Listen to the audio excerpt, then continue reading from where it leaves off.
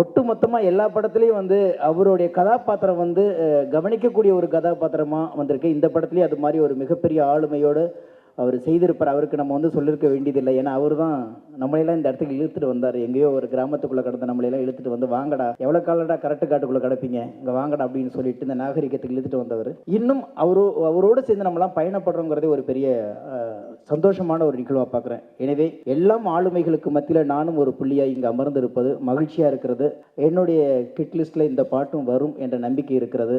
தொடர்ந்து நடிகராகவும் இசையமைப்பாளராகவும் ஜிவி அவர்கள் வெற்றி பெற வேண்டும். நிஜமாக சொல்லணும்னா இந்த சாங் பார்க்கும்போது அவர் வந்து வெற்றிமாறன் படத்தை வந்து ரீரே கடிங் பண்ணும்போது ஹீரோ எப்படி பெர்ஃபார்ம் பண்ணுறாருன்னு கரெக்டாக பார்த்து வச்சுருக்காருன்னு நினைக்கிறேன்.